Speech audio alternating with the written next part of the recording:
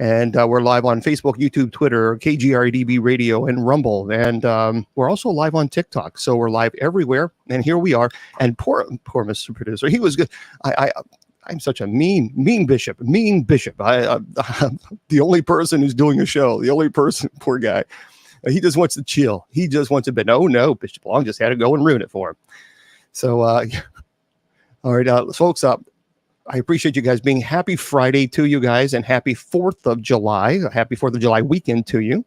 I don't know if we're going to have some fireworks going off. Well, we might. I don't know. So there might be some bangs and booms, but I don't think so. Not before 9 o'clock. So I think we'll be all right.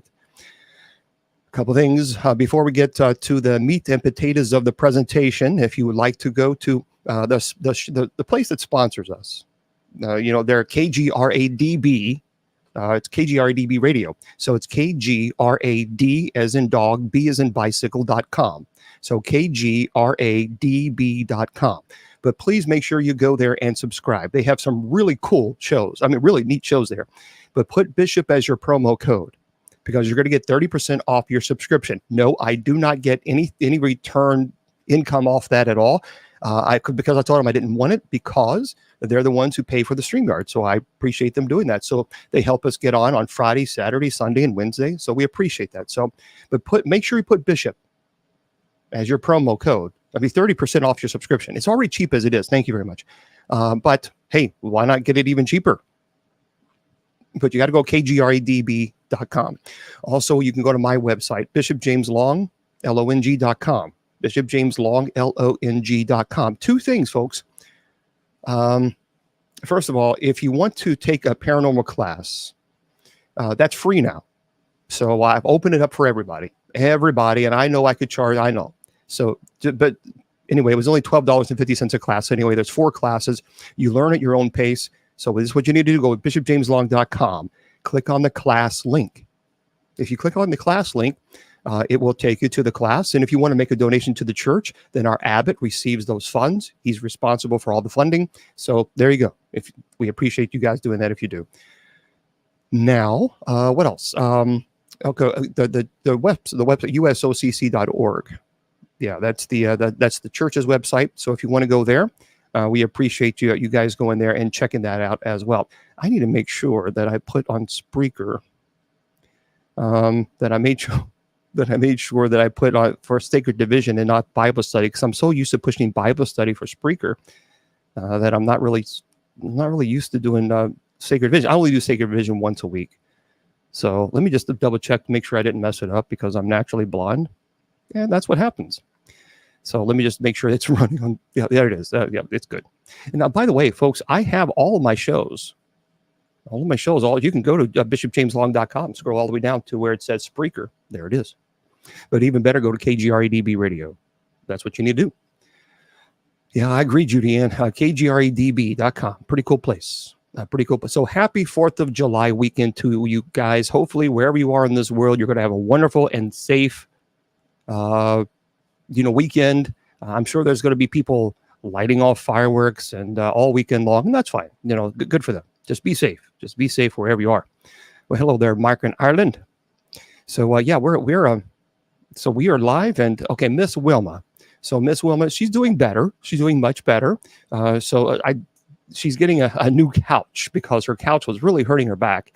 So she's getting a new couch, and that's coming in tomorrow. So we'll see about Sunday. I don't think she'll be with us on Saturday, but for our open mic night. For those of you who don't know, I have the shows on tonight, 7 p.m. That's a paranormal show. And then tomorrow is our open mic night. We talk about anything and everything. We just get together and just chill. Well, I got to charge this up. Hold on one second. There we go. Forgot to do that. And that's at 8 p.m. tomorrow. And we also talk, of course, demonology and other things as well. And then Sundays and Wednesdays, it's strictly Bible study. So that's we don't do anything else but Bible study. And I have been teaching Revelation. I've been teaching that now since February the 14th. So if you have missed that, you can go back on my Spreaker or Facebook or YouTube or whatever. Also, I appreciate that. The Gates of Hell Cemetery. That documentary is up now, and it's been up for a couple of weeks. You can go to my YouTube page and you can watch it for free. Yes, people keep telling me I need to charge. Nope, I'm not charging. Just go to US. So just simply go to bishopjameslong.com. bishopjameslong.com. Scroll down to where it says social media outlets or whatever, official links, and click on the YouTube. And it will take you there. It's the Gates of Hell Cemetery. It's about 45 minutes or so, a documentary that I did. Judy Ann here, of course, she was one of the executive producers, so we appreciate that very much to help me put it together.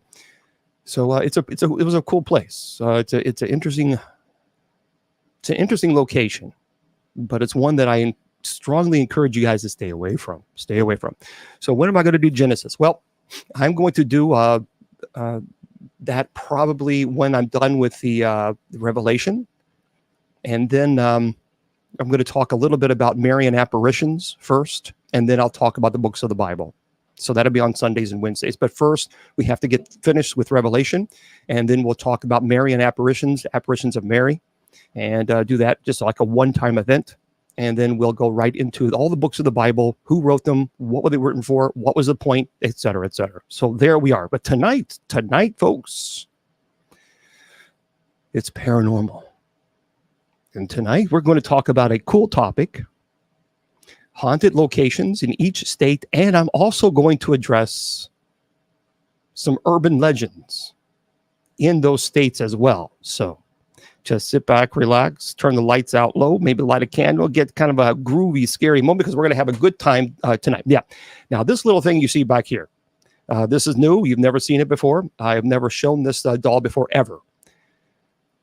This was a case that I had, a possession case. And this was an individual who, she loved dolls. I mean, she was a younger teen. And she just collected dolls. She just loved them. I mean, that's what she did. I mean, she wasn't. She just loved them. I'm not going to get into her age, but she was past the age of reason, and she loved having dolls everywhere. Her whole entire personality changed when she and her friends began to get into some deep, dark magic, some stuff.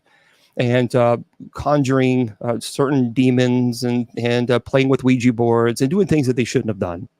And the family started noticing rotten like flesh in their home.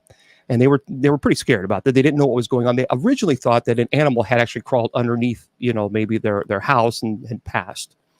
But they had an exterminator come out, and he checked, and there was nothing. They could not find a source of this rotten smell. I mean, it was putrid. It was terrible. There was a couple of times they actually had to leave the house because it was so bad, and they had to open the windows and just air it out. And they had no idea that their daughter, she was a single child, that their daughter had been dabbling with some dark things with her friends. Her friends were very, very into the black magic, Satanism, invoking. They were very much into that. So the behavior of the girl just kind of changed. She was isolated. She didn't want to be around her family. She started cursing. She would have almost like a goth look, if you will. She had this kind of goth vibe, but there's nothing wrong with goth, but her behavior became dark. It wasn't just an exterior, hey, I like goth. It was everything became dark about her. And she was really uncomfortable. The family was uncomfortable. She would burst out in rage, in fits of rage. And originally her parents thought that she had been taking maybe some type of illegal substance, because her whole entire behavior just totally changed from a loving child to cursing. But they had heard her once with her friends came over and they did a sleepover. And they had heard her and her friends doing some things, invoking demon names, and asking for power, asking for strength, asking for cursing this person or that person in school. And her parents came in and they said, this stops now. So they, obviously they took the kids home, her friends home, and it just blew up. I mean, just screaming, yelling, hollering, cursing. So they called me in. Bill is he's the producer behind the scenes. And so they called me in. I got involved. I investigated the case. But things started changing for her with the dolls. Now, by the way, I'm going to be going to the Arkansas Paranormal Expo this October. Now, I'm going to be several of these dolls. So this was a possession case. And what had happened is the dolls that she had, she loved them. I mean, that was just a thing. She collected them. She just loved dolls. But her whole entire the room changed, the oppression changed. The parents said got very dark. She would only light red or black candles. She didn't want any lights on in the room. It was just, everything was dark. Everything. It was just oppressive. And her parents just were really uncomfortable. So the dolls that she had and cherished, when she changed, her whole personality changed. This is what she did to the dolls. And this is nothing. This is nothing at all. I mean, everything with the clothes, she would put them in dirt and get them dirty and grimy and then repaint the faces. But this right here, this is minor. This doesn't even compare to some of the things that it was just brutally, I think, gruesome. I mean, it was really, truly, it was dark. And her whole entire, so imagine you go into a girl's room with dolls, and they're all happy in beautiful dresses, and they're neatly placed, and it looks nice. It's a collection. And then you go into a room where it's dark. There are no lights except for the candles that she lights. And it's just a really heavy, oppressive, and those very same dolls that you used to thought were beautiful, she turned into these. So this right here, I'm telling you, this doll doesn't even compare, not even compare to the other things that she created. And I'll be bringing them with the Arkansas Paranormal Expo. Now, I don't like bringing them into the studio, because I don't like bringing them into this, because there are certain things that even I'm uncomfortable with bringing into, because you can just feel the incredible energy, and it's very negative. It's quite negative. I do have this in a box as well. So when I'm done, I close it, I seal it, I bless it, and that's it. But this is the type of stuff. I mean, this is, I'll show you.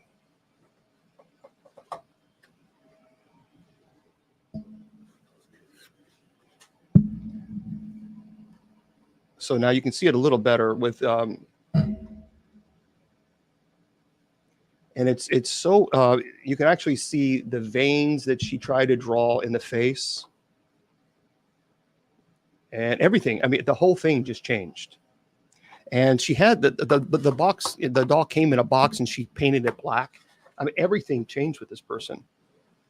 But this is the type of stuff that occurs when the whole personality changes, when in her case, in which it did. So even now, I mean, I can feel the oppression. You can feel that, but I blessed it prior to opening it. Now, why do I collect them? Well, I collect them because I remove them from the people's homes. That's important. And I also teach about them. So there's a lot of people collecting these things. I performed the exorcism. I had to work with her quite, I think it was maybe 6 or 7 months. I think it was like 6 or 7 months. She had to undergo several exorcisms. And she's fine now. Matter of fact, she's a mom.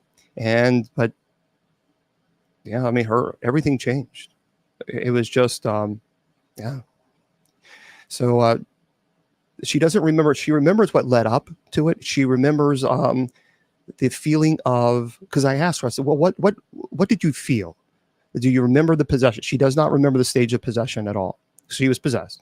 I said, well, what did you remember? Anything that led up? She remembers 100% what led up to it. And she remembers just anything and everything would set her off. I mean, it's to an extreme level. So, I mean, she burnt toast, and she was screaming and hitting the walls and busting and putting her fists to the walls. I mean, it was just an extreme. So it wasn't, legitimate overwhelming of stress that all of us suffer from day to day. But she really was, no matter what, it set her off. A dog bark, it set her off. And she remembered how quick she was to just burst with anger. She remembers also isolating herself from her family, her friends, and everything about her parents just made her upset. Everything. And So she remembers that. She doesn't remember the exorcisms, and she remembers, of course, what led everything after the exorcisms, but she doesn't remember the actual stage of possession. So it's an extreme. Well, thank you for subscribing. I appreciate that. So it's an extreme agitation. And for those of you who are offering gifts on TikTok, I do appreciate that very much. I apologize that I'm not thanked you individually. It's only because I have two computers running at the same time. So what I'm going to do is I have had the gifts turned off on TikTok for a while now. So on Fridays and Saturdays, we will we'll allow gifts, and I appreciate you offer those. So thank you for that. And then, but on Sundays and Wednesdays we won't, because that's Bible study, and so we're just going to we won't do that. So again, I appreciate those of you who are subscribing, and thank you very much for the gift there and for the gift. So I appreciate that. Okay. Yeah, evil really did set in. So let's talk about our fun-filled, exciting conversation. And I am working a case, matter of fact, right now, where it definitely seems there's some heaviness. And a matter of fact, it's in Louisville, and there's some heaviness there, and so I have to speak to a mental health therapist because there are other issues that are going on, and so I'm going to be doing that. Hopefully, either this weekend or Monday, I'll be speaking to the mental health therapist and go from there. So I'll let you guys know when I'm going to be going to this home. It doesn't seem possession is the case here, but it does seem that the minor rite of exorcism is warranted. So the minor rite of exorcism, for example, and we'll get into, don't worry, folks, we'll get into the conversation of the show, the haunted locations and urban legends. So when a family calls me and they have violent activity in their home, there are several prayers that we can use to combat this. So you can do a blessing on the home, the epiphany of the doors, the blessing of the doors, the chalking of doors. They're all the same. It's all the same prayer. And you can do that in your own home. And I encourage you to. And you can Google that, epiphany of the doors, a blessing of the doors. But when you have violent activity, then a clergy can get involved and perform what's called the minor rite of exorcism. And that is when I perform an exorcism on a demonic entity that has infested itself within the home. I made a video on TikTok. You do not perform an exorcism on a home. It doesn't exist. You bless the home. So you combat whatever entity that is there with the minor rite of exorcism. And then there's also the solemn rite of exorcism. Now, the solemn rite is reserved strictly for an exorcist who's trained in the rite to perform an exorcism on an individual who is possessed. This case is not the solemn rite. The solemn rite is not warranted because there is no possession, but there is some violent activity there that's occurring that's got my attention. So I think at minimum, there will be the minor rite of exorcism, the blessing of all individuals involved, and then I will also say mass at the home. So that's going to be that's on my radar, and that's what I'm working on now. Okay. I do when I am performing an exorcism on an individual for legal reasons, obviously, it is recorded, but those are sealed. You will never, ever, ever, never will I perform an exorcism on camera on a television show on a person. I'll never do it. And I've been offered television shows. I was offered a television show when I was at a paranormal conference. A show contacted me when I was in the middle of the presentation and said, look, we have a show. It's been greenlit. It's ready to go. And it's a pretty good amount of money. And all you got to do is perform an exorcism on camera. And I said, yeah, that's not going to happen. Don't ever call me again. So I will never, ever, ever perform an exorcism on camera on someone who is possessed and then show it on YouTube. That is just so sacrilegious. That's blasphemy. And it does a disservice to the person and the families who are struggling and watching their family members under the stage of possession. That, to me, there are some things that are just so sacrilegious and disturbing that why people, first of all, want to see it. And second of all, why people think that it should be on social media for entertainment. I have no words to properly describe how utterly repulsed I am at that idea, because you wouldn't want clergy coming in to do that to your family. So if your family was possessed and a clergy showed up and then put it all over social media just so they can make a buck, off of your family member suffering? See, that's sacrilegious. So I've never charged ever blessing a home. I've never charged performing an exorcism. I've performed 31, and I never will. I never will. You're right. Someone's suffering is not entertaining. And the only person that I think would be entertained by watching someone suffering is a sadistic individual. That is a sadist. So anyway, moderators, do me a favor. Let me know if we're good. We'll leave the chat on for everybody on TikTok. If we're good, but if we're not, then I'll do some chat only. But just let me know. I'd rather leave it off for everybody so everybody can be entertained. We can have a conversation. But if it's a problem, let me know. Okay. All right. Let's get into our topic for the day. Okay, we're good for now. Okay, just let me know if it changes. So everybody, just be kind. Just don't be trolled. Please don't troll, because then you ruin everybody else's fun time, and then I have to put sub chat only on because it's just so stupid. So, all right, Alabama. So if you're living in Alabama, what's a good place to go to? Now, keep in mind, this is not all the places you can go to. This is just some things that I've heard about. Well, thank you. Hell's Hound, I appreciate you're a big fan of me, but I'd rather you be my friend than a fan. Okay. Alabama Maple Hill Cemetery in Huntsville, Alabama. So it says here on this, let's see, Thrill List, the website it is. I'm trying to figure out who the author is. Thrill List Travel. So it says, oh, sure, the actual cemetery here is creepy and all, but it's the playground that really gets you. See, in 1985, somebody decided to open a playground adjacent to Huntsville's oldest cemetery, presumably to give the children of mourning some parents of some respite. Now, instead, it appears that the resident ghosts are the ones enjoying it most. And people report seeing orbs of light going down the slide and unoccupied swings moving. I've seen that before. Even accompanied by disembodied giggles. And adding to the eeriness, some locals believe the victims of a rash of child unaliving in the 60s were buried nearby, their spirits now having eternal play dates with the cemetery's official residents.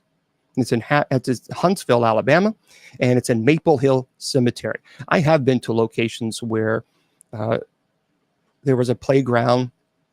It was haunted, allegedly, and there was no wind. We verified this, and the swings just started swinging back and forth, just back and forth. Now, orbs, by the way, Judy said, orbs really are dismissed for the most part. Paranormal investigators really don't take orbs too seriously because the majority of time they're light particles or dust or even bugs. But there are cases where there have been orbs where there does seem to be some type of intelligent movement with this. Like there's one video I've seen where an orb went up the ladder and just went right down, and then up the ladder and right. So that was kind of interesting. It makes you think. Okay, it's 20 miles from you. It's interesting. Now let's talk about some urban legends in Alabama. So this is a Hell's Gate Bridge. So if you guys are in Alabama, tell us if this is true.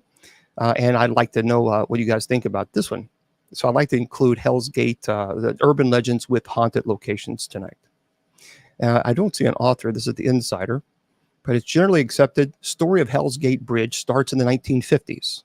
A young couple driving over the bridge somehow drove their car off the bridge one night, and they both drowned. Now, there are two legends associated with Hell's Gate Bridge. And one, that if you drive your car out in the middle of the bridge and turn off the lights, the couple will magically appear in your car and leave a wet spot on the seat. Now, the other, which is how the bridge got its name, is the belief that if you drive over the bridge and look over your shoulder halfway through, the scenery behind you turns into a portal to hell engulfed in flames. Potentially to curb ghost hunters and bored teenagers, Hell's Gate Bridge is closed to cars. And it is in such despair that walking across the bridge, by the way, is strongly discouraged. So, it's interesting. That's what it said. But there are cases where an individual had passed in the water, and there's this road that if you go down this road and you will see someone walking down the road, and they ask, can you drive me to this location? They get in the back seat and you drive and they disappear. But there have been cases where allegedly they look in the back seat and either the floor is wet or the seat itself is wet. So there's been a couple cases. Okay, in Alaska, which one day I'm going to go to Alaska. One day, it's going to happen. It's going to happen. The Alaskan Hotel in Juneau.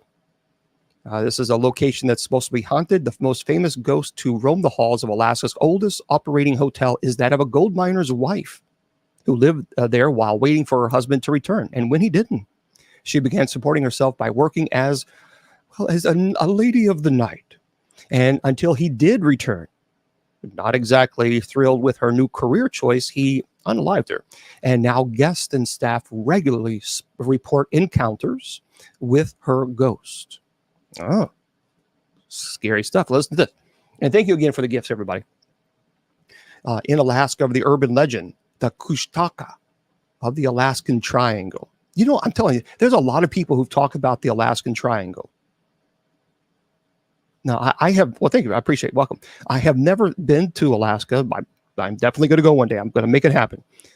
But the Alaskan Triangle would be a really interesting place to go to. But it's so huge. It is so huge.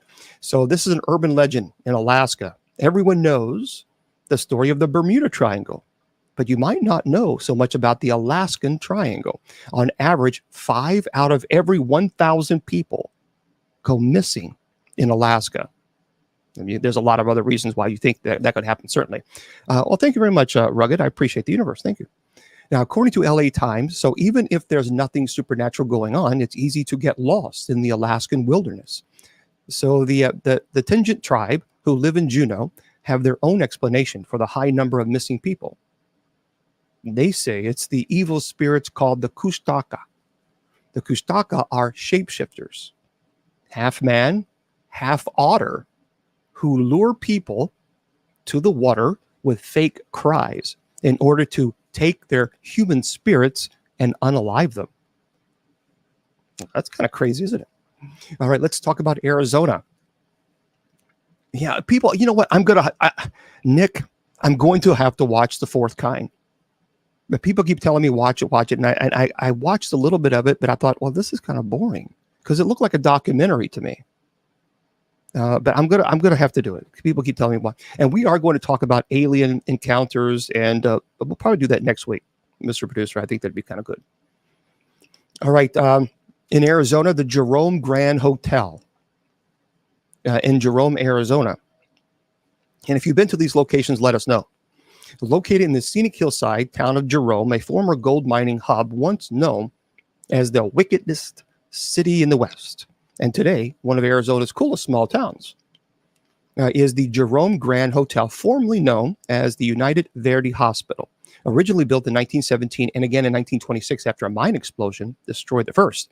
The Great Depression caused the hospital to take a serious downturn, and by 1950, it had been abandoned entirely. The hospital sat essentially dormant until it reopened as the Jerome Grand in 1996. Much of the building's original structure and facilities have been restored. Many of the spirits still linger. The specter of maintenance, a man found unalived in the basement in the 30s, human-shaped figures that roam the hall, children who run and laugh in the corridors, and even the spirit of a cat who scratches at guest door at night, begging to be let in. So you've been there? I've never been to the Grand to the Jordan. There's so many places I've not been to. Now this is in Arizona. If you want to, what's an urban legend in Arizona? Well, the ghost of Slaughterhouse Canyon. So if you've been there, let us know. The story of Slaughterhouse Canyon, also called the less frightening Luana's Canyon, takes place, well, thank you, during the gold rush. And during the 1800s, there was a family who lived down in the canyon, and they were very poor. So the father would venture out into the canyon for food for his family. And as you might have guessed, one day, the father did not return. So his family slowly starved and descended into madness. The mother, unable to hear or to bear listening to her children's cries anymore, put on her wedding dress, unalived her kids, and then threw them into a nearby river. And the next day, she succumbed to starvation herself. The legend states that if you go down to Slaughterhouse Canyon at night, even now, you will hear the loud, anguished cries of the mother who lost her mind. That's creepy. So if you've been to the ghost of Slaughterhouse Canyon, let me know. That would be because I've never been there. So, and by the way, for those of you on Facebook, YouTube, Twitter, and KGRDB, if you're hearing me say thank you, it's because people are offering gifts to the ministry, and I appreciate that very much on TikTok. So thank you. All right, now let's go into Arkansas. So if you're in Arkansas, well, this is what they're saying: the Arlington Hotel. The Arlington Hotel. It's in Hot Springs, Arkansas. So this Grand Central Hotel is a paragon of the ornate luxury, so much so that you'd probably choose to stay a while if you were a ghost too. So history weighs on the place as well as on your mind. 4 presidents have stayed there, plus Babe Ruth, Al Capone. So outside, the old-timey lamp lights guide your walk through their downtown spring-fed spas that draw visitors to the resort town, echoing against stone buildings and set against the backdrop of steep, inky, scary forest. Even the burbling fountains sound ghostly and ominous. So the Arlington Hotel, let me know. So in Arkansas, let's talk about an urban legend. Well, the Boggy Creek Monster. Now, I know people who actually go and search for this creature. And I'm telling you right now, if you tried to tell them that this creature doesn't exist, they would look at you like you have 3 heads, because they are convinced that it does. So the Boggy Creek Monster is Arkansas's version of Sasquatch. He is commonly accepted to be around 7 or 8 feet tall, covered in hair, and legend says that he roams the creeks of rural Arkansas. He was first spotted, by the way, in 1834, when people reported seeing a wild man. People still claim to spot the Boggy Creek Monster even today, and he has been the subject of 5 feature-length films, including the 1972's The Legend of Boggy Creek. Oh, you've heard of those? Well, Lorraine says Arkansas. Of course, I've been to Arkansas, but I've never been to that. So there we go. If you're in Arkansas. All right, now let's go to California. So California, Turnbull Canyon. I think it's a Whittier, California. So California is packed with terrifying places. And that's true. There's a lot of places I'd love to go to in California. I mean, there's a lot of pretty crazy places there, from cult compounds to famous murder sites. And by the way, I said that I can't say, I'm not allowed to say that word. The cult sites, look at this. This is an original. Someone actually, I don't know why they purchased this. They purchased this from a collector, and they just didn't like it. They just felt very uncomfortable. So what I'm showing everybody on TikTok is this. This is actually Heaven's Gate away team. And this is why, if you've never seen if you don't know anything about Heaven's Gate, it's the people who thought that a comet was an alien ship was behind it, and they were going to be beamed up, and they would have these patches and on their clothing, and they unalived themselves. And these were very intelligent people. But if you type in Heaven's Gate, this is one of the patches, original patches. But anyway. But none of these come with the promise of a brisk scenic hike. So Turnbull Canyon offers a 4-mile hike through the sprawling Puente Hills. Keep an eye out for sweeping city views and the ghost of 29 people who perished there in a plane crash in the 50s. Oh, and the ghost of children who, according to some legends, were taken from a nearby orphanage. Now, and the ghost of the teen who found some old electroshock equipment from the canyon's burnt down asylum and did some terrible things, which I can't say because I'll get banned on TikTok. So there's UFO sightings, rumors of multiple cults, and no wonder the natives call it Hatungna. It's a place of the devil. So that is in the Turnbull Canyon. Never been there. But an urban legend in California is the Charman. The Charman's original story is gruesome. A father and son were both caught in a house fire and horribly burnt, in 1948. And after the fire, the son became so mentally unstable that he unalived his father. And when the police found the son, he was so unrecognizably burnt, they didn't realize that he was even alive. So he ran away before they were able to arrest him for what he did to his dad. And as the story goes, ever since then, the charman can be spotted wandering the woods, surrounding Ojai, or occasionally approaching the tents of innocent campers or pretending to be a hitchhiker and then to attack them. So you have? You never, okay, so you've never heard of Charman? Yeah, Charman, Charman. That's an urban legend there. Okay, now let's go into Colorado. This is a place that's really interesting, but what a lot of people don't know is that this was not the place that they actually used to film The Shining.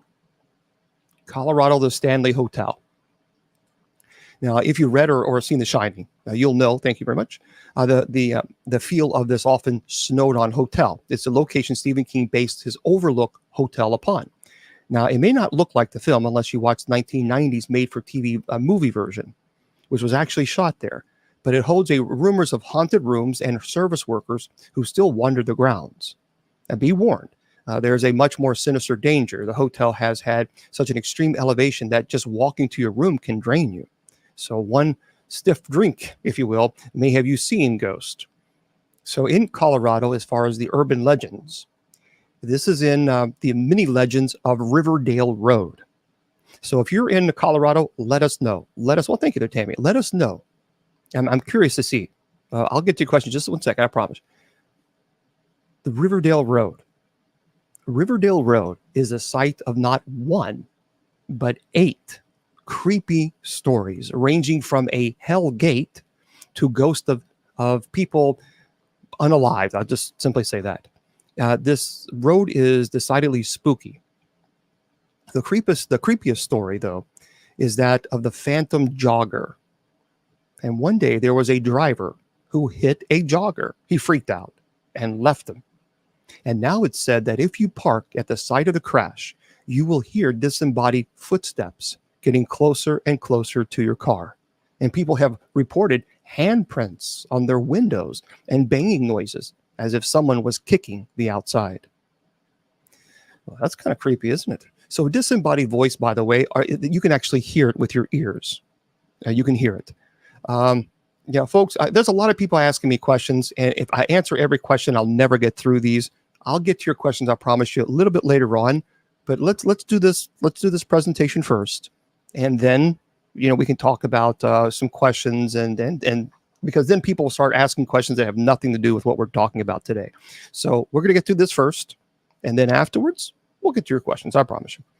Okay, I do believe you can communicate. But you have to be careful, because once you do that, you could be getting into some dangerous stuff. Okay, in Connecticut, 1754 house, Woodbury, Connecticut. Okay, yep, just hang tight to questions. 1754 house, known as the Evergreen Inn, and later the Curtis House Inn, before reopening the 1754 house in 2020, Gordon Ramsay once featured Connecticut's oldest inn on his appropriately titled reality show called Hotel Hell, bringing a paranormal investigator to corroborate what locals and visitors have been claiming for centuries. The place is haunted. Now, Ramsay's unsettling difficulty the exited his room during a 5-day stay could have been due to faulty hardware, but try telling that to guests who reported disembodied voices, mysterious footsteps, and unwelcome otherworldly bedfellows throughout the inn's 260-plus year history. Apparently, apparent entities are believed to be the former inn owners and guests, and perhaps most terrifying for anyone who works there, former employees who clocked in but never clocked out. 1754 house, check it out. You might want to look into YouTube and see if you can find it. Now, urban legend in Connecticut, Hannah Cranna. I believe it's called Hannah Cranna. It's known as the Wicked Witch of Monroe in Connecticut. So Hannah Cranna gained a reputation as a witch in the 19th century when her husband passed away by mysteriously falling off a cliff. And locals reportedly believed that she had bewitched him. And people also believe that she would cast spells on people that she did not like. Well, Hannah lived to the age of 77. But right before she passed away, she asked to be carried down to the cemetery in her coffin by foot, not wagon. And after her passing, the people of Monroe tried to wheel her coffin down the hill, but were unable. And the coffin kept falling off. So they were forced to carry it. And when the townspeople returned to her home, it was found to be engulfed in flames, sealing Hannah's reputation of witchcraft. And now you can visit her real grave, by the way, in Trumbull. Oh, well, Trumbull, Connecticut. Well, that's pretty good. That'd be pretty interesting to see. Okay, let's go into Delaware. As far as your haunted locations, Delaware City, Fort Delaware. Now, a lot of people have said that they have seen residual haunting at Fort Delaware. So let me just talk a little bit about residual versus interactive or intelligent.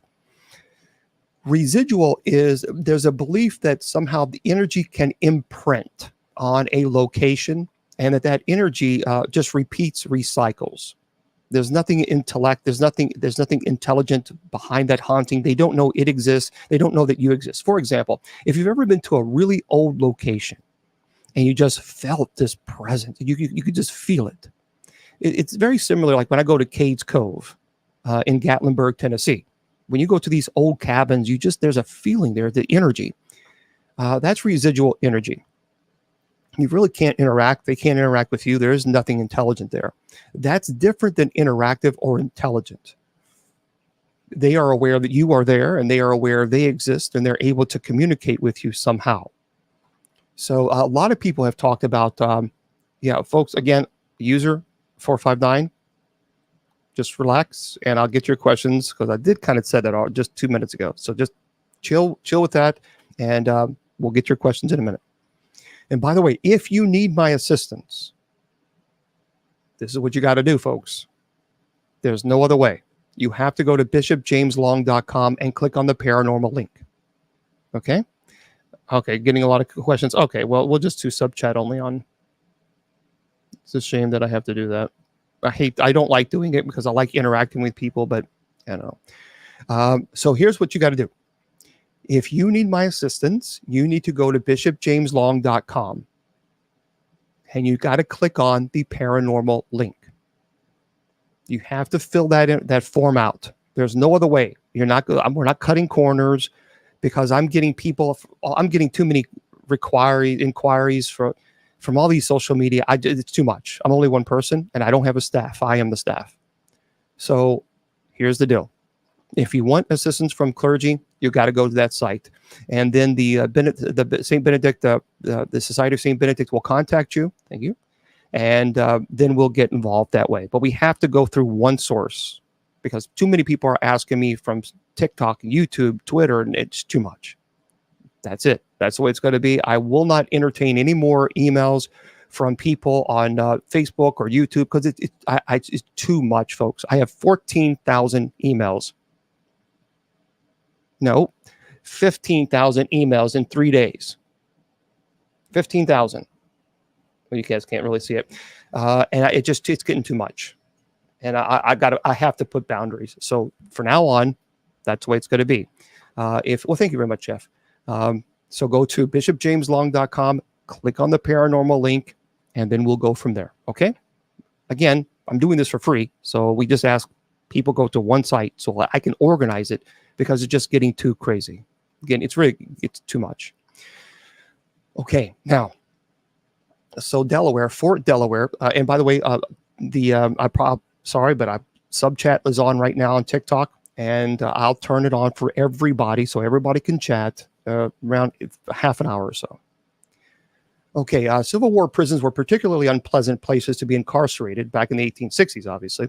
With the rampant gangrene, amputations, and war-induced psychosis. The spirits of the Confederate soldiers, in turn at this former Union prison, are said to haunt the imposing granite and brick behemoth, which sits on a short ferry ride from Delaware City. Now, during October weekends, you can take an immersive 5-hour tour of the fort, where you'll use ghost sensing equipment to search for paranormal activity. And of course, in Delaware, as far as urban legend, the ghost of Mr. Chew. the ghost of Mr. Chu. So while not particularly mean-spirited ghost, Samuel Chu's story is still disconcerting. Chu was the Chief Justice of the Delaware Supreme Court in 1741. And as the story goes, while he was alive, he didn't always get the respect he deserved, and people frequently made fun of his name by mimicking sneezes while he walked by. And after his passing, people reported seeing his ghost sitting under a popular tree, wandering the courthouse, and generally creeping out the residents of Dover. Chu would also pull on men's coattails and give women a cold, icy feeling. So there we go. That is an urban legend in Delaware. All right, let's go to Florida. There's a lot of places in Florida that I can mention, but in this website it says Fort East Martello Museum. Fort East Martello Museum. Key West Fort East Martello Museum is home to the OG macabre Florida man, Robert the Haunted Doll. The inspiration of Annabelle, Robert was a gift given to the late artist Robert Eugene Otto. As a boy, Otto would blame the doll for all sorts of mischief. But the whole thing morphed from a cute little Calvin and Hobbes riff into something far more sinister. Some say the raggedy, withered little sailor doll is cursed. And he's reported to change facial expressions from time to time. Some say he'll let out even little giggles. Oh, and some say he'll cause endless pain and suffering to people who disrespect him by taking his photo without asking permission. So if you, that Fort East Martello Museum. And as far as the urban legend, yeah, what's with the dolls? Yeah. The gravity-defying Spook Hill. Spook Hill. So here it is. And I've seen this before. Actually, I've seen this on, I think, Discovery. The phenomenon that happens at Spook Hill is real. Cars that are parked in neutral will appear to roll uphill. So this urban legend says that the hill is either the site of a Native American burial ground or an epic battle of a Native American chief against a crocodile. But the truth is, it's actually just an illusion created by the hill's surroundings. While cars appear to be rolling uphill, they are still just rolling downhill. So if you want to Google that, it's the gravity-defying Spook Hill. That's the name of it. All right, let's go to Georgia. Good old Georgia. Oakland Cemetery in Atlanta. This is a haunted location built in 1850s. Atlanta's Oakland Cemetery, the city's oldest, largest cemetery, and among the most haunted places in Georgia. It is home to Maynard Jackson, Bobby Jones, Margaret Mitchell, among others. The cemetery includes a Confederate branch where visitors insist they've seen uniformed soldiers wandering the grounds and even on trees, and creep in as far as you dare, but be warned. Some have allegedly say that they have heard Confederate Army roll call among the tombstones and swore that their names was called amidst the list. That would be pretty, that would be kind of creepy listening, hearing those. Can you imagine being there and you actually hear it with a disembodied voice? Wow. Okay, now in Georgia, the ghost town of Lake Lanier. Here's an urban legend. At the bottom of Lake Lanier, almost fully intact towns, ferries, a racetrack, and even multiple cemeteries. Okay, now this is crazy. This is in the ghost town of Lake Lanier. So at the bottom of this lake, fully intact towns, ferries, a racetrack, and multiple cemeteries. The Georgia government, in its determination to create Lake Lanier, brought up entire towns in order to clear the space for the lake after they received congressional approval in 1946. However, they just decided to let the water cover up the towns rather than demolish them. So now Lake Lanier has a decidedly eerie feel about it. There have been unusual number of freak accidents and even deaths on the lake. And in 2011, there were 17 people who passed alone, just 17 people just in 2011 on the lake. And many of the people who had drowned have been recovered, and people have reported feeling arms and legs in the water, but have not been able to find them right after, leading to people to believe that the spirits still roam the lake. Now, that's kind of creepy. Yeah, Lake Lanier. Check that out in Georgia. So who wants to go swimming in Lake Lanier? All right, Hawaii, the Big Island. Hawaii is home of the fiery luau, where island dancers welcome you with the pounding drums and native chants and blazing torches, all of which are awesome when those dancers are actually alive. Not so much when they're ghosts of ancient warriors marching through the islands armed to the teeth. But those are the night marchers and legendary spirits who roam the islands in an eternal march to battle. Most longtime locals have stories about encountering them, mostly in specific spots spread throughout the island. The creepiest is the Waipio Valley of the northern shore of Hawaii. Though the park has some of the most iconic, beautiful lookouts in the state, the pounding beats and chants of the night marchers echo especially loudly through the valley when the night marchers decide to join you for a hike. Now, I've had friends who have gone to this, and they have said this. Okay, you know what? Hold on, everybody. There's a troll that just has to have attention, because obviously they didn't get enough attention, as a little baby. So let me just get rid of this whacker. Yeah, what's wrong? What? We do. And I miss Mr. Producer. I don't know how to. I wish there was a way to remove people like that, but I have to actually stop and go on my Facebook to remove this fraud, this troll. Isn't that shame? I know. Okay, so let me just let me report.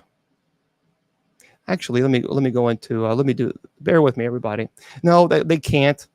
Bear with me. I have to stop the show because this ass clown has to. And he's a friend too. Yeah, well, not so much. Pathetic. Really pathetic. Okay. There we go. Some bishop. Hey, I tell you what, go do us a favor. Maybe when you get older enough and you can actually act like a human being instead of a troll who actually has nothing to do on a Friday night but to harass people. And now you are blocked. Bye-bye. Pathetic. Sorry, I had to block this clown. Yeah, I know. It's a shame you have to do that. It really is. But so hold on, everybody. Let me go to this one, because on Facebook you can't block them like on this chat. You have to actually go into the Facebook, which is a real pain. I wish they would change that Facebook. So let me, and I'm sure he's going to come up again, and because he's got to have attention. So hold on, everybody. I've got to stop the show so I can block this idiot. These people are really going to have to answer to God for this type of behavior. They really are. They're going to have to answer. I just blocked him.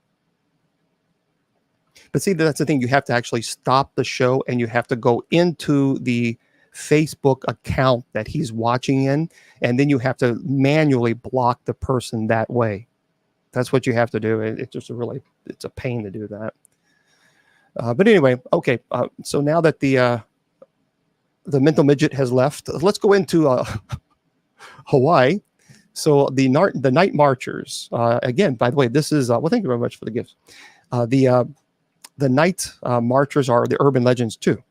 And according to Hawaiian lore, they're not evil spirits, but they do demand respect. And they are spirits of ancient Hawaiian warriors who march around the islands to protect sacred areas. And legend says that if you look directly at a night marcher, you'll be marked. And if by some chance you find yourself in the middle of a procession, you are supposed to lie down in the middle of the road. I don't know if I'm going to lie down in the middle of the road. I'm sorry. I'm just going to get off the road and say, like, you know what, you guys do your little march, and I'm going to come on. I'm going to stay on over here. Probably not a good idea. But okay. Yep. All right. So let's go into Idaho. The old Idaho Penitentiary. So this prison, built in 1872, was closed for nearly 50 years. And today it's a full-stop tourist attraction, not unlike Alcatraz. You can tour the place, by the way, see where the prisoners were held in solitary, and even get a peek at the gallows from death row. So yeah, this place is haunted, and largely by the prisoners who helped build it and ended their life sentence in the very walls they put up. Now, visitors report voices feeling of heaviness, seeing apparitions, and both with her eyes and in photos. And with respect to the world's largest potato, you can't get that kind of experience with any other Idaho tourist attraction. So there we go. I've never been there either. Oh, yeah. Yep. Yeah, we talked about that earlier today. And the urban legend on Idaho, the water babies of Massacre Rock.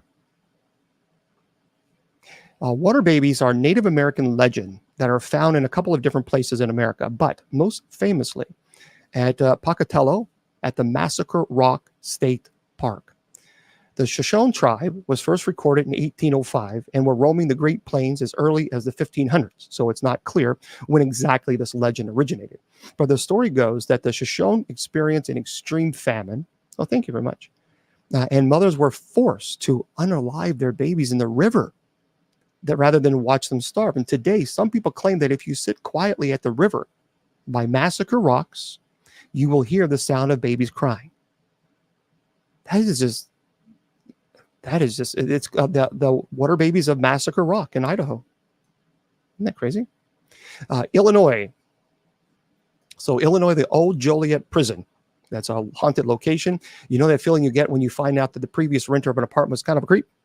Well, this Gothic castle-like prison complex was once the involuntary home of notorious serial killer John Wayne Gacy and Richard Speck. So there were riots and slayings and executions and other maladies there that made the place pretty crazy. And when it closed and sat abandoned for nearly 2 decades, it's now reopened for tours, paranormal or otherwise, and sometimes hosts events like movie screenings. Blues Brothers was filmed there, by the way. Even without the hauntings, the place would be a top-tier creepy. Throw in the potential, obviously John Wayne Gacy, and there we go. And of course, in Illinois, the urban legend there is Homie the Clown. Homie the Clown. That's an urban legend. Throughout the suburbs of the Chicago in the 1990s, there was a rumor going around elementary schools. There was a creepy man dressed as Homie, that's the name, Homie the Clown, driving around in a white van, trying to lure kids into it with candy and money. And in some variations, he was a kidnapper, and in others, he was a terrible things. But in all variations, Homie left a mark on young Chicago kids in the 1990s. I remember this. I remember going when I was in the seminary, because I was in the seminary in Chicago. Oh, got to do a puzzle here. Hold on one second. Let me do a puzzle. There we go. Because I went to the seminary in Chicago, and I remember there were some areas that they talked about this guy, well, thank you, who was dressed as a clown and who would ask kids to come in. Now, many people say that he was trying to kind of piggyback on John Wayne Gacy, because John Wayne Gacy, by the way, did Pogo the Clown and did a lot of crazy things there. Indiana, the Haunted Bridge. So in Indiana, if you're going there, the Haunted Bridge in Avon, Indiana, a haunted location. And Indiana is packed with enough haunted inns and estates to pack a whole town. But for a little skin crawling outside a big city, head to the sleepy bedroom community of Avon, home to one of the nation's creepiest looking haunted bridges. The decrepit-looking concrete railroad span looks as old as the pyramids and sports an undeniably sinister air, especially if you drive beneath it at night. And if you care to park and poke around, locals say you might encounter the ghost of a weeping woman whose child was unalive on the railroad tracks, or a drunken worker who fell into a load of wet construction concrete and was entombed in the bridge itself. But even if you're just driving, though, and just driving through town, you might likely still get the chills. Well, that's kind of crazy. That's a crazy. And then here is a urban legend in Indiana, the 100 Steps Cemetery. The 100 Steps Cemetery is located in the town of Brazil, Indiana, though the official address is actually disputed. And while it's not clear when the stories about the cemetery being haunted began, there are gravestones that date back all the way to the 1860s. Now, the urban legend says that if someone finds themselves in the cemetery at midnight, They must climb the steps and count to 100. And at this point, a ghost of an undertaker will appear and show the person a vision of their passing. And on the way back down, the visitor is supposed to count the steps again. And if they count the same amount of steps, the vision was false.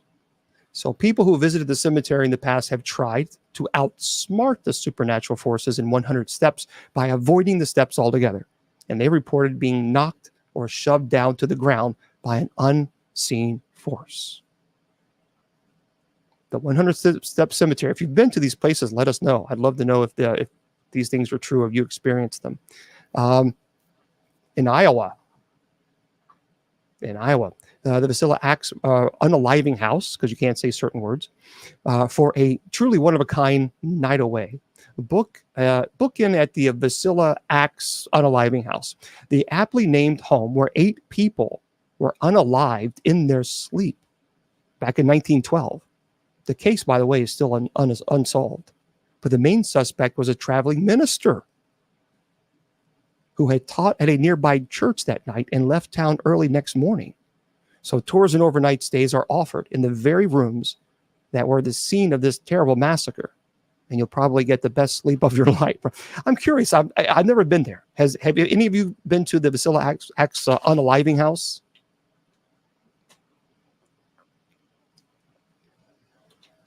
I've never been there. Now, the Enfield Demon House, they've asked me to. They're in Connecticut. And they've asked me to come up there. I'd love to do that, but maybe eventually one day. And the urban legend in Iowa, the Black Angel. The Black Angel.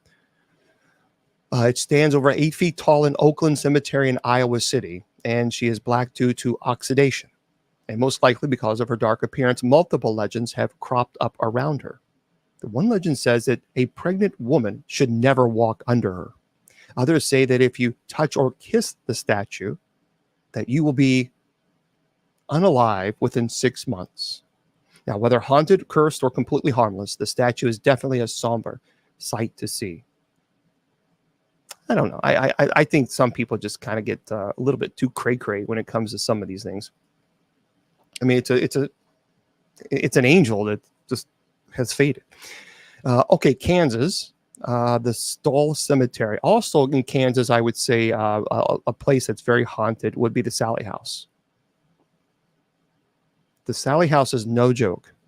The Sally House is a dangerous, dangerous location.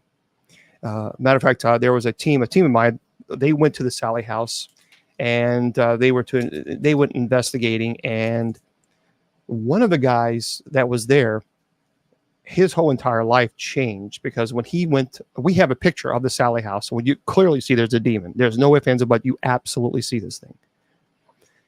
But they were doing an investigation, and he was in a room, and he screamed. I mean, just let out this horrible scream. They came running in, and his crucifix, the necklace, had actually embedded into his skin. It was a 3rd-degree burn. It embedded into the skin. And you can see it, even to this day, you can see the scars. Because when he lifted it up, I mean, it was like someone had put a flame torch on the back of it, and it was terrible. Sally House is not a place to go. It's just not a safe place. It's not at all. But in Kansas, the Stoll Cemetery. Okay, locals know this tiny cemetery in an unincorporated Kansas township as a portal to hell that the devil comes through twice a year. As outlandish as you think it sounds, the ruins of a nearby church and the bizarre architecture will have you half believing the rumors. No satanic sightings have been confirmed, and anyone caught trespassing in the private cemetery, by the way, $1,000 fine. But that only makes it more appealing, a dare for the jumpy teens and courageous people to make the trip. So if you're going to go there, you need to get permission. In the urban legend, the Devil's Chair.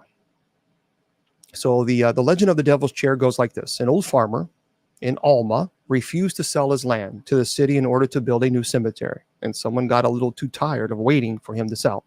So he was pushed into his own well. And eventually someone said that there was a terrible smell coming from the well. So the city sent someone to investigate. And it was ruled that the well was empty. So it was boarded up. And if you make your way to Alma, you can actually sit on the boarded up well.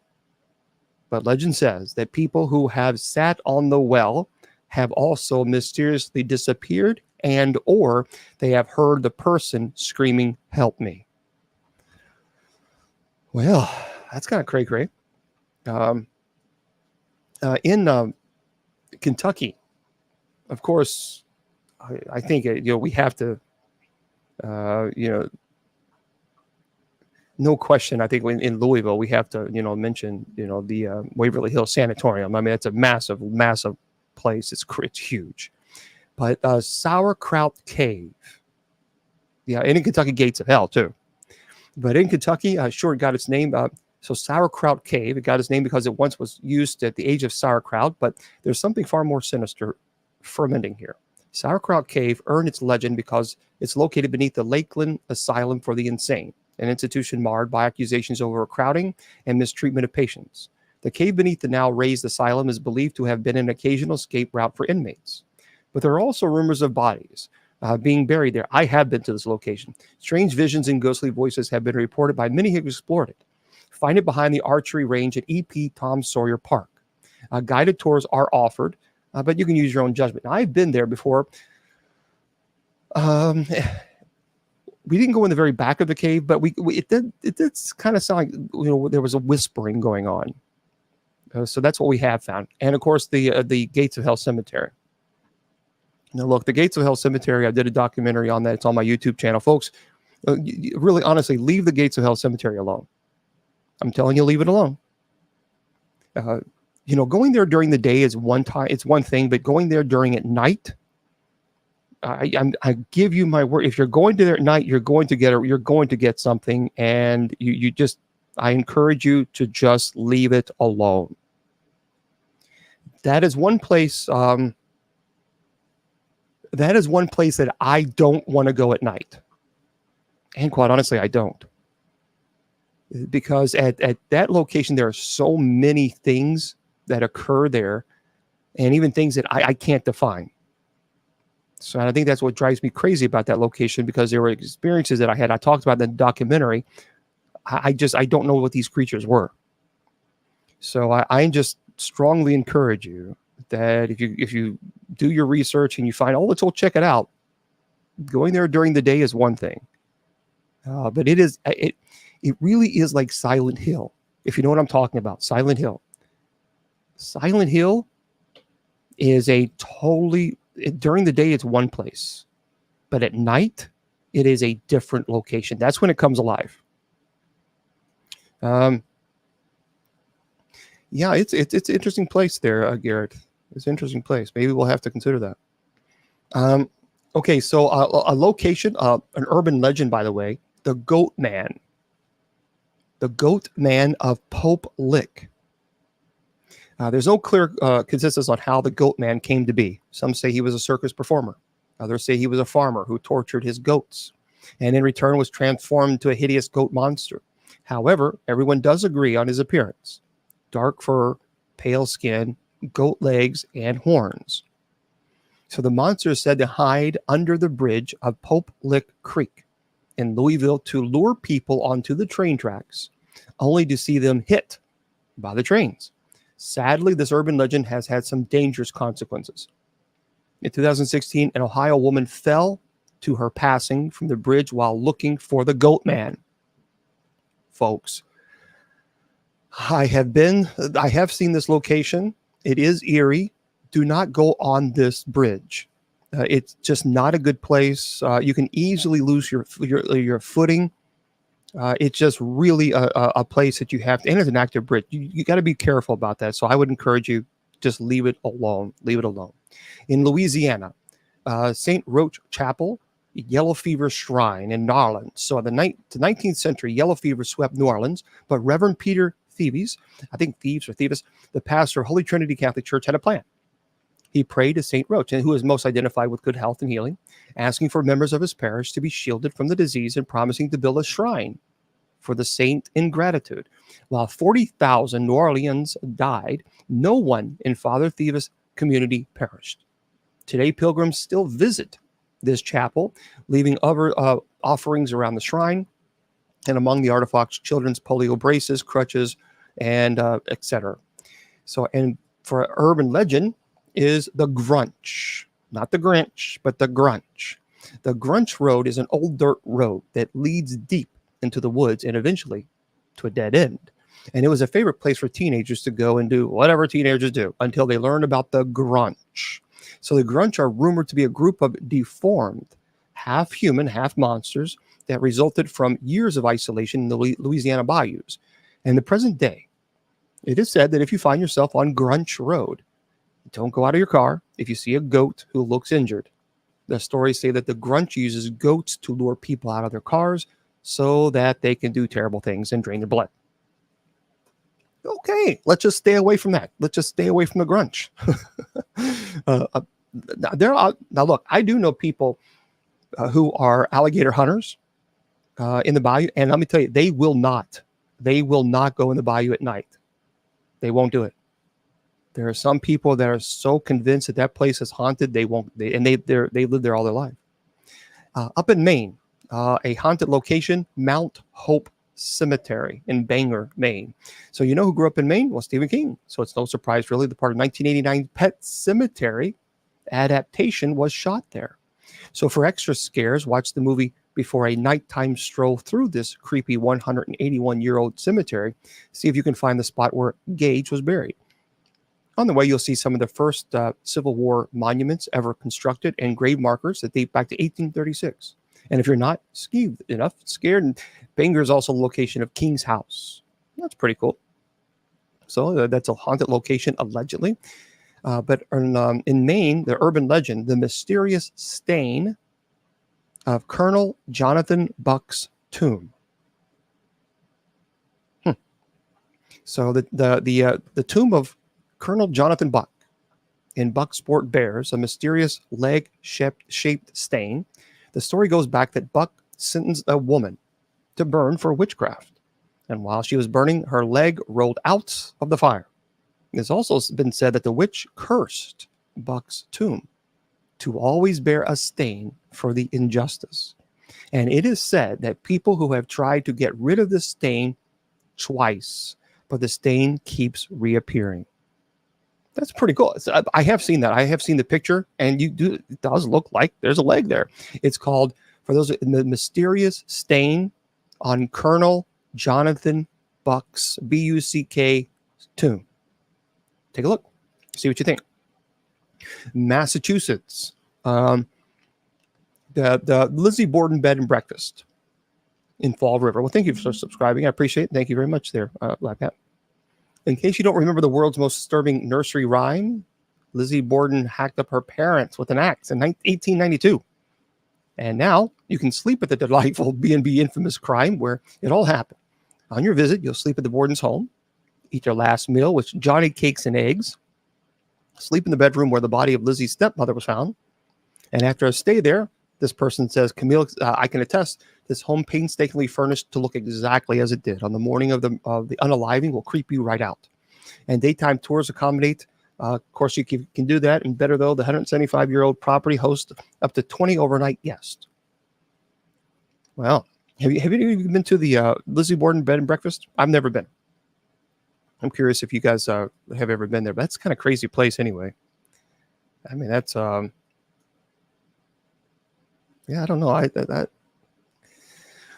don't know if I'd want to hang out there. And then, yeah. So the spirits of Hoosac Tunnel in Massachusetts. As an urban legend, the 24-year-old construction of the Hoosac Tunnel in western Massachusetts, approximately 200 men passed away. So death was associated with the tunnel, that it was actually nicknamed the Bloody Pit. And after a particularly gruesome explosion in 1867 or 1868, 13 miners were trapped inside the tunnel, and the other workers assumed that the miners had passed. But eventually it was discovered that the miners, they actually lived. They built a raft to combat flooding, but eventually passed away due to poisonous gas inhalation. And it said that these 13 miners haunt the tunnel for years, moaning and briefly appearing as ghosts. So the spirits of Hoosac, Hoosac. Okay, in Michigan, Haunted location, the South Manitou Island, Leland, 60 miles offshore from Lake Michigan's Lalanu Peninsula. South Manitou is home to a 300-foot sand dunes, deserted shoreline, empty campgrounds, and with respect to the abandoned buildings of Detroit and Flint, it's about as creepy as you can get in Michigan. Now, one legend suggests that a ship of cholera-stricken passengers stopped at the island. Sailors buried them in a mass grave while they were still alive. And if that doesn't stir you to set sail to the island, there were 2 cemeteries, a cedar forest where unbodied voices are often heard, and off the coast is a shipwreck of the SS Francisco Morazan, where a young boy is rumored to have passed away after an attempt at exploring it on his own. So, thank you for subscribing. So for those of you who have ever been there, I've never been there either. An urban legend on Michigan, the little girl on Knock Knock Road. Well, that sounds like a fun time. The legend of Knock Knock Road says that there was a little girl who was unalived on Knock Knock Road in the Detroit area. And now she appears to drivers at their car window knocking, trying to find the person who unalived her. Well, okay. Let's go. Let's go to Knock Knock Road. In Minnesota, the Wabasha Street Caves. St. Paul, our favorite Minnesota haunt. Fort Paul's restaurant recently closed. Luckily, Minnesota is home to as many haunts as its lakes. And one of the creepiest and most accessible is Wabasha Street Caves. This is one of the liveliest places, this person says on the list. An underground speakeasy from the 30s that still hosts weddings and parties so good that the original folks never seem to have left. And that apparently includes the ghosts of 3 gangsters who, in the caves, bootlegging days, skipped out of their check by getting unalived and buried in the floors. And to this day, people report seeing uninvited, very dapper guests roaming the halls, along with a ghost of a bartender and a madam. Well, that's the Wabasha Street Caves. And that's kind of crazy, isn't it? What's going on in Minnesota? And in Minnesota, the Kingston Runestone is your urban legend. In 1898, a Swedish-American farmer found a gigantic slab of rock on his farm that had symbols that appeared to be Norse. And since then, no one has figured out where it came from. And while most historians have debunked the rock, now known as the Kensington Rune, as a hoax due to dating and inconsistencies with the Norse languages at the time, the myth still has persisted. But if it wasn't the Vikings, who did leave this mysterious rock? And what does it say? We simply don't know. Mississippi, University of Mississippi Medical Center. Well, that's interesting. The Gothic state, this legend, the devil roaming Delta Crossroads, ghost haunting in mansions in Natchez, but a very real site of horror resides here in Jackson. Back in 2014, construction workers began a parking lot, came across a mass grave of about 7,000 former Mississippi State Lunatic Asylum residents. Well, thank you. From the turn of the 20th century.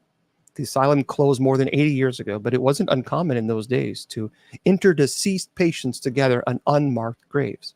And estimating that the cost for outside contractors to remove and rebury the remains would cost an extra $21 million. So officials decided to let them rest in peace until they can exhume the bodies through university channels and build a historical center where the parking lot would have stood. Until then, it's one place that's allegedly spooky to pay your respects to the anonymous thousands of the deceased. Yeah, that's terrible. And if you are in the urban legend in Mississippi, Deer Island Haunted Treasure. Okay, Deer Island's Haunted Treasure in Mississippi. The ghost of Deer Island originates from an old pirate story. So the story says that back in 1920s, 2 men were fishing on Deer Island when they heard rustling in the bushes, a noise they assumed was caused by wild hogs. And eventually they decided to check it out and encountered a headless skeleton. So they ran back to the boat and the skeleton followed them all the way there. I think perhaps maybe these guys might have been drinking, maybe, under the fishing. I'm just saying. According to the pirate story, there was a ship that sailed into Biloxi Bay and buried their treasure on Deer Island. And the crew decided to behead one of their own and left his body behind to guard their treasure. Yeah, a little bit too moonshine, a little bit moonshine going on. I think so. Yeah, I think a little bit moonshine. Missouri Main Street. So if you're in Main Street, this is a haunted location in Missouri. St. Charles. This multicolored Main drag looks like the perfect setting for a Midwestern horror culture. Charming, peaceful Main Street, USA that's actually haunted by dozens of roaming spirits. So legend dates to 1853, when the old Borromeo Cemetery was moved and a number of the graves they dug up had no bodies in them. Those spirits are rumored to haunt the shops at 700 South Main Street, where objects vanish and mysterious cooking smells emerge, as does apparently a deep French-speaking voice. The town is also home to a haunted community college, a haunted high school, and a haunted forest. All right. And the urban legend of Missouri, Momo, the Missouri Monster. Well, thank you there. Momo is Missouri's version of Bigfoot, Sasquatch, and he's been said to have a terrible body odor, pumpkin-shaped head, and an appetite for animals. And in 1968, Momo reportedly tried to abduct other little creatures, though no evidence was ever found. Yep, Momo. So it's M-O-M-O, the Missouri Monster. There's your urban legend for there. In Montana, the Fairweather Inn, Virginia City. If you've ever been borderline homicide because you've been crazy because the kids in the next hotel won't be quiet, steer clear of the Fairweather Inn. The lone hotel in this former gold mining town is said to be haunted by the ghosts of kids who get in all kinds of shenanigans. They move your luggage, turn the lights on and off, generally annoy you.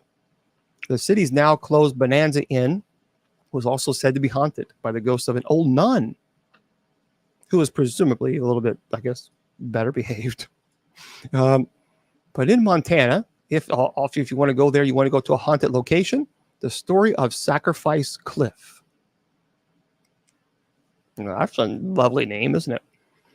The story of Sacrifice Cliff comes from an old Native American legend.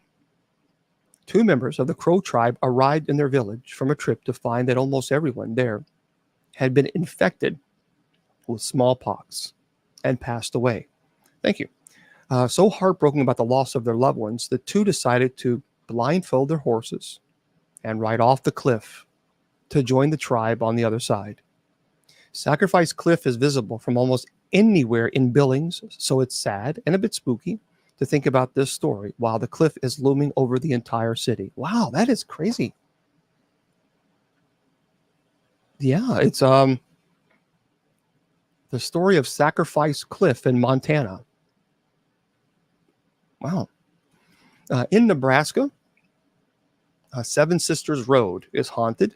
We all get mad sometimes at our family members, and most of us get over it and just, there we go. But we do not, however, take all 7 of our relatives and unalive them, as one deranged Nebraska man did over a century ago. So the road that runs between the site of each gruesome crime is marked as County Road L on the map. But of course, it's named after the sisters who passed there. Cars driving through routinely reported headlights going dim, electrical systems failing completely, leaving their cars stalled in the eerie darkness, with the screams of young women echoing through the hills. Yeah, that would probably get anybody's attention. And of course, in this area, urban legend, there's a poison girl at Centennial Hall. So when Insider chose to make the most haunted place in their state here on this site, Centennial Hall was a no-brainer. People claim that there are multiple ghosts roaming the halls. But the creepiest story of Centennial Hall originates in the 1940s, when it used to be a high school. And the story says that a student was playing in her clarinet, suffered a heart attack, and passed away. And because her reed was poisoned. So now people claim to feel cold spots, hear disembodied music, and to have witnessed an empty rocking chair start to rock. Then the poison girl at Centennial Hall in Nebraska. Nevada, obviously Nevada is the Clown Motel. I have seen this on television. Have you ever seen this? The Clown Motel. It's on Tonopah. I think that's how you say it, Tonopah. It's a long destination for people who can't say no to a dare. This old school motel is home to a collection of 2,000 clown figures, some seriously ghostly vibes. And that'll happen when you park a decades-old motel next to a dilapidated cemetery in a small town. And but here's a bonus. When Anand bought the hotel a couple of years ago, he did some renovations to make the rooms more comfortable. So at least you'll be wetting a very comfortable bed. And he also embraced the scariness by converting some rooms into horror themes, in case Clown Motel in the middle of the desert wasn't creepy enough for you. So Clown Motel. And then, of course, look, Nevada. Nevada, we have to say the truth of Area 51. Thank you very much, Peggy. It's not really an urban legend, it's more of a myth, but we all know about Area 51. Okay, in New Hampshire, Mount Washington Hotel in Bretton Woods. The tale of Carolyn Stickney sounds like the worst of Disney princess story ever. So she married the hotel's founder, who passed away right before construction was completed.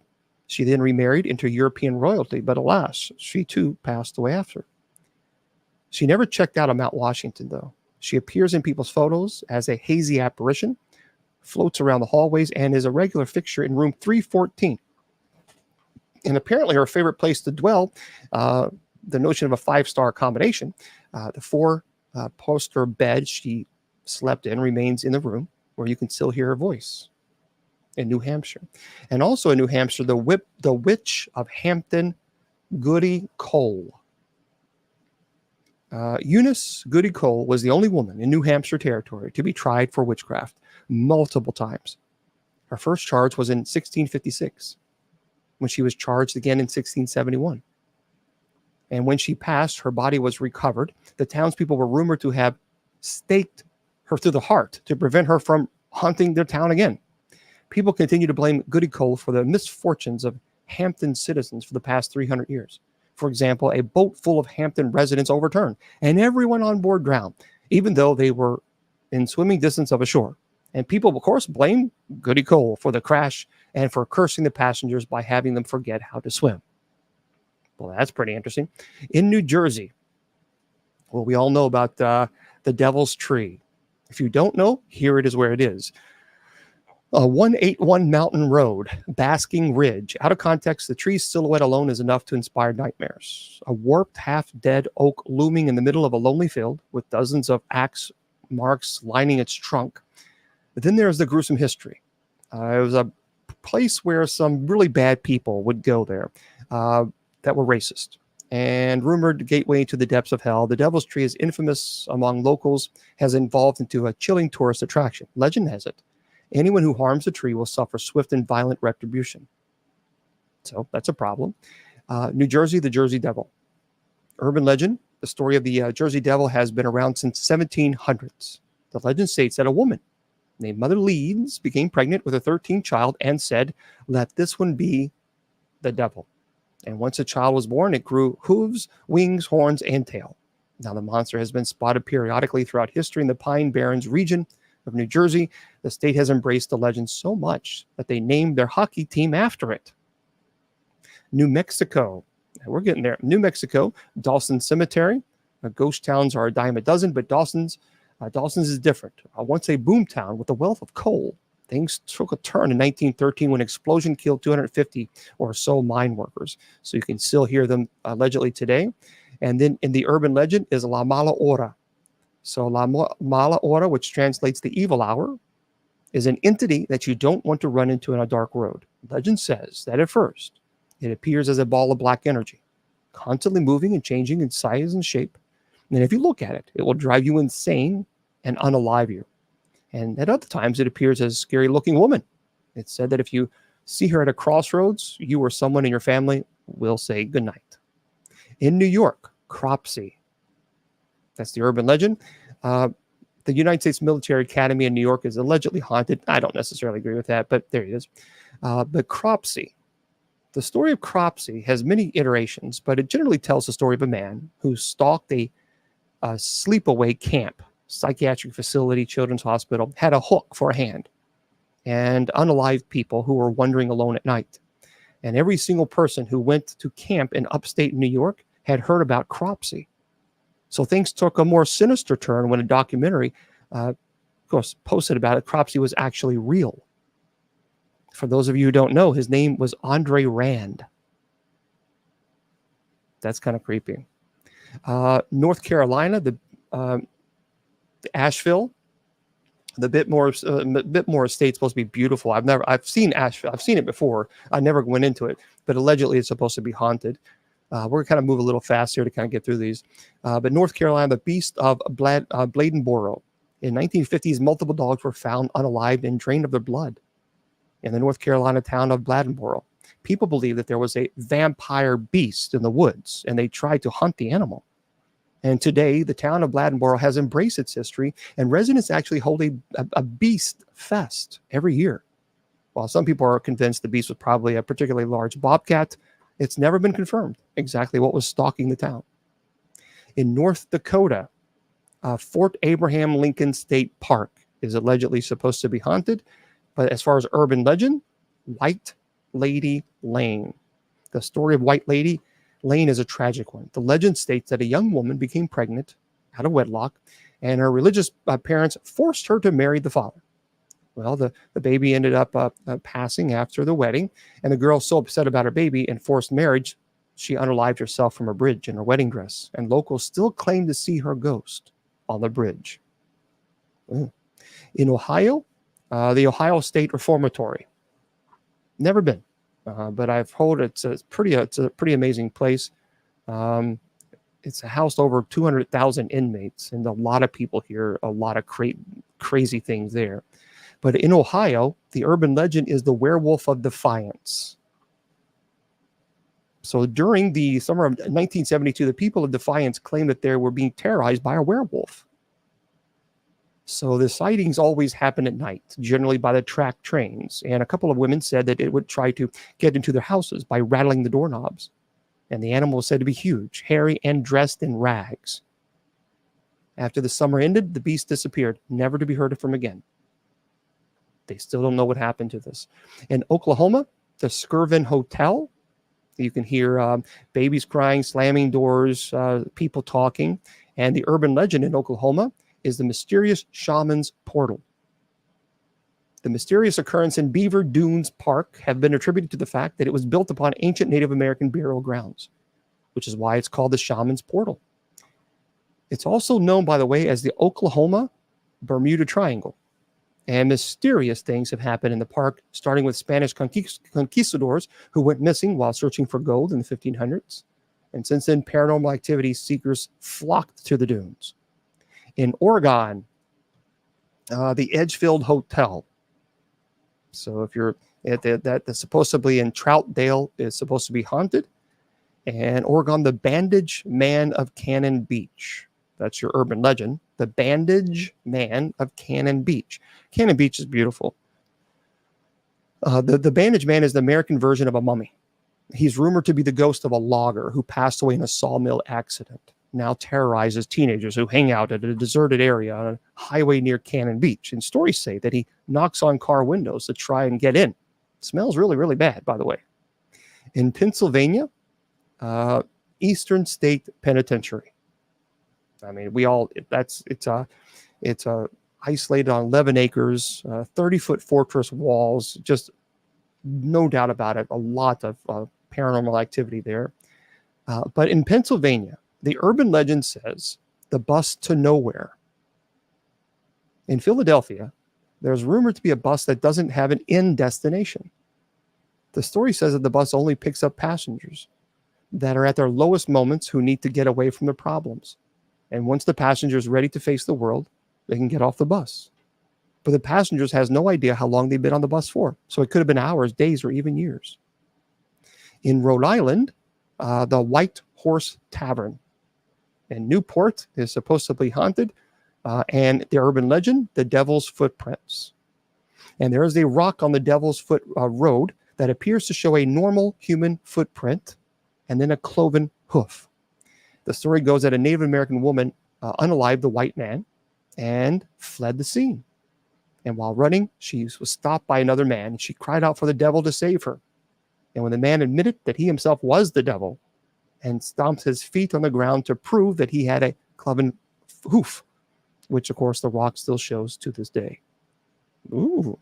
That is Rhode Island, the Devil's Footprints. In South Carolina, the Baynard Plantation Ruins is supposed to be very haunted there, so you might want to check that out. The Baynard Plantation Ruins. The urban legend is the death of Julia Ligari. In 1800s, Ligari's was a well-to-do South Carolina family that had homes on the mainland and other places. And the daughter, Julia, got sick, and she was pronounced unalive. She was dead, and was buried inside their family mausoleum. So years later, another member of the Ligari family passed, and when their tomb was opened up, the remains of Julia were found outside of her coffin. So the story says that Julia had been in a coma and actually woken up to try and escape her tomb, but she passed. So after the first reopening of the Ligari mausoleum, the door can't seem to stay shut. The Ligaris tried multiple different doors, and every single time the door was found open. And people believe that the ghost of Julia didn't want to be locked in that tomb any longer. Wow. The death of Julia Ligari. That's interesting.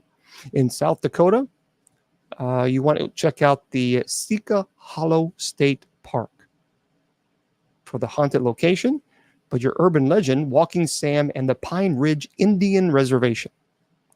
Purportedly over 7 feet tall and very slim, Walking Sam is said to appear on the streets of the Pine Ridge Indian Reservation at night, and he tries to convince teenagers to unalive. And whether or not Walking Sam is real, something tragic is going on in the reservation. From December 2014 to May 2015, there are 103 unalivings at this place. Something is happening. In Tennessee, the Bell Witch Cave, which, by the way, I had Willie Windwalker on. He talked about the Bell Witch, and maybe I'll do another presentation on that eventually. But in Tennessee, the urban legend, the boy in the bathroom at Pine Haven School.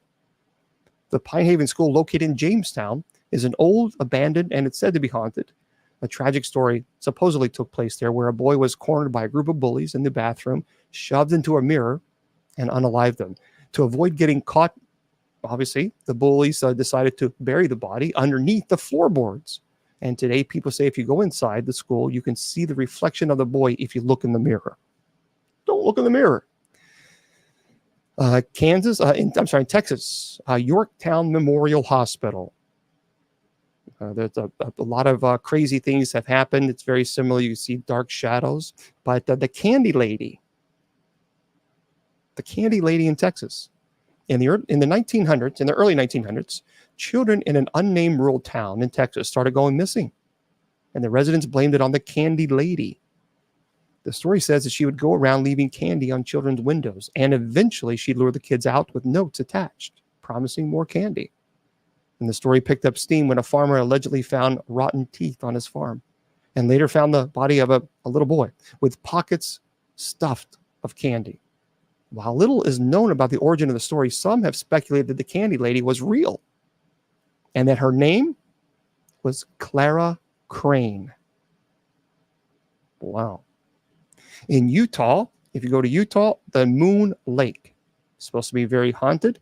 A ghost appears at all hours to campers, hikers, and fishermen. And in Utah, the curse of the Escalante petrified forest. And while it's illegal to take anything from the Escalante Petrified Forest State Park, there is a legend that says anyone who takes pieces of petrified wood from the park will be cursed with bad luck, sickness, and accidents.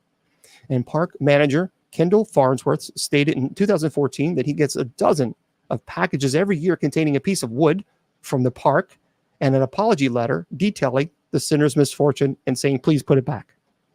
In Vermont, the haunted location is Lake Bomoseen State Park. And the urban legend is in Vermont, the Frozen People. So first appearing in a diary that was published in the late 1800s, the legend of the hibernating old people recounts the tale of a poor family outside of Montpelier who couldn't afford to feed and clothe the oldest members of their family. So they froze the people and buried them. And according to the tale, when spring rolled around, the elders thawed out and were just fine. It's called the Frozen People. That's an urban legend. In Virginia, Bacon's Castle. It was built in 1665. Lots of crazy things happening there. Bacon's Castle, but the urban legend is the Bunny Man. The Bunny Man's legend starts with what every good urban legend starts with, an insane asylum. So the people of Clifton were so up in arms about the asylum that they were able to get all the patients transferred. The patients were being moved on a bus that crashed, and the police were able to catch all the patients except one, the Bunny Man. According to the tale, the Bunny Man lived in the woods and sustained himself on woodland creatures. But eventually, he started attacking humans. Some people reported being attacked by a man with a hatchet. And other tales say that the group of teens would see a bright light, and then they would wind up unalived and strung up over a bridge. The Bunny Man in Virginia. Good grief. In Washington, what's haunted? Probably the capital. But no, Northern State Mental Hospital. Northern State Mental Hospital. But in Washington, Bigfoot, of course. It's an internationally recognizable name. It's been spotted all over the country. But Bigfoot has been spotted the most in Washington State. This is not Washington, D.C. I was trying to make a joke here. Washington, D.C. So Bigfoot is essentially a gigantic ape-like creature. There's a lot of people who say that they see this Bigfoot in Washington. West Virginia, you know the Mothman. And the location, Trans-Allegheny Lunatic Asylum, is the haunted location. But the urban legend with Mothman, we have to do that. I mean, we know that Point Pleasant has embraced the monster. So if you've not checked that out, you might want to. In Wisconsin, the Pfister Hotel in Milwaukee is haunted, allegedly. But the urban legend is Boy Scout Lane. The story of what apparently happened at Boy Scout Lane varies, but they all with the same conclusion. A group of Boy Scouts no longer alive on the road. In some stories, there was a bus crash with no survivors, or they were unalived by their bus driver, or they just mysteriously vanished into woods by one. Visitors have reported seeing these bodies, these boys running around playing. That's what it is. You might want to check it out. Boy Scout Lane. Can't give too much information because then you get in trouble. The Wyoming, the Devil's Tower. It's no scientific consensus of why Devil's Tower looks the way it does, but one Native American creation story attributes the landmark's shape to a tragedy. According to the story, a large group of Cheyenne girls were attacked and unalived by a bear. So two escaped and found help from two boys who convinced the girls to act as a bait. They climbed to the top of the tower, and the bear tried to follow, and the boys shot arrows at the bear, and it finally gave up, leaving scratches all the way down the rock as it slid down. Oh, you've been there? It's pretty huge, isn't it? Yeah, it's called the Devil's Tower, and that's in Wyoming. And the haunted location in Wyoming, by the way, is the Wyoming Frontier Prison. So a lot of places, a lot of people have allegedly report that that is a haunted location there. Okay, I'm going to open up the chat because I've been talking for 2 hours now. And see what you guys have. If you have any questions now, we can kind of jump into them before we wrap the presentation up. And don't forget, by the way, I'm going to be here tomorrow. So for open mic night, I don't believe Miss Wilma's going to be with us, but I don't know. Maybe I'll get somebody to join me tomorrow and talk about some, who knows, haunted experiences or things like that. So yes, and don't forget also we have night prayer later on tonight. So if you like to join us, just go to bishopjameslong.com, scroll all the way down to where it says night prayer, click the link, it takes you right there. Yeah, Wilma. Wilma's she's doing better. She's getting her a new couch to help with her back issue, and I don't know if she'll be with us on Sunday. She doesn't think so, but we'll see. We'll see. I'm trying to get her to come on, Wilma. She sometimes get into a rut. It's like, come on, it'll help you. So we'll see. We'll see how she does tomorrow. I definitely don't think she'll be with us for open mic, but that's okay. Your luck is that the bus would drop you off, right? Yeah, the backs are terrible. Back pain is really, oh boy, it's a mess. But yeah, Miss Woman, we'll see. Hopefully she'll join us. Hopefully I can talk her into because if not, then she just felt. But I have a lot. I have a lot of articles I didn't even get to today, and that's okay. So that I'll save them tomorrow. So there's a lot of really, really cool articles that I found that oh man, I've got to. That's great. There's some really, really cool articles. I can't wait to talk about that tomorrow. Yeah, that'd be good. So tomorrow you gotta show up. We're gonna be here at 8 p.m. Eastern Standard Time for our open mic night, and we got really cool articles. So there we go. Yeah, someone was asking me earlier about the movies or shows that I like, and I did that not too long ago. A couple of weeks ago, we went over some shows some movies that I like. I don't really watch a whole lot of exorcism movies because, quite honestly, I find that most of them are just junk, and it just it frustrates me because it's like, oh come on, give me a break, because some of them are just so over the top. Oh, very, very cool, Jimmy. In Florida, there's a lot of places. My goodness, there are so many locations in Florida. So many, but this article says it is Fort East Martello Museum. Fort East Martello Museum. So you might want to check that out. I've never been there, but there's so many places. Same thing in California. I mean, you could do a whole show just on haunted locations in California alone. I did. Larry's asking, have I watched the season 4 of The Chosen? I did. I got to be honest with you, though. I was really disappointed with. I don't want to give it away, but I was disappointed with how they dealt with Thomas and his fiance, because there's nothing that's biblically inaccurate, completely inaccurate. So I found that to be problematic. And I don't think they should not have gone that route. They just should not have gone that route. So I would disagree completely because I have been a big fan of The Chosen. And then when I watched that, I thought, man, you guys messed up there big time. So if you haven't seen it, you'll, Thomas, one of the disciples, I think they messed up there. They should not have done that. Oh yeah. See, I could easily, like big like states in California. I could do a show on all haunted locations in Florida, or all in California, or places that have such a huge history. You could easily do. Right. Yeah. Oh my gosh, France and me, that's Korea. There's a lot of stories like that. There really is a lot of stories. But yeah, I'm going to next weekend. Next week I would like to do the alien presentation that we were thinking about doing, because what I want to do is I want to talk about the type of aircrafts allegedly that are used. I want to talk about the contactees and their experience. Let's see the different kinds of encounters and what do they mean, and what equipment to take when you're going to UFO, researching. So I really would like to do that next week. I think I might do that. Yeah, that I think that'd be pretty cool.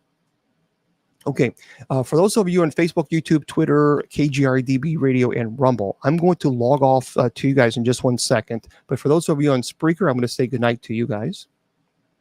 I'm going to stay on TikTok for a little while longer. That way we can say howdy to you guys for a little bit. But remember, we have night prayer. So if you want to join us in night prayer, we'd love to have you. Just go to bishopjameslong.com. That's it. Scroll all the way down and you'll see night prayer. Click the link. So for those of you on Facebook, YouTube, Twitter, and Rumble, and KGRDB Radio, and everywhere, I tell you all the time, your value does not decrease based on someone's inability or refusal to see your worth. Remember, you're priceless, and don't let any troll tell you or convince you otherwise. Facebook, YouTube, Twitter, KGRDB Radio, and Rumble. Good night. The Sacred Division has been brought to you by Bishop Long's online paranormal course. Learn demonology, angelology, paranormal studies, and genealogy. It's 100% online, and you learn at your own pace. Please go to www.bishopjameslong.com and click on the paranormal course link.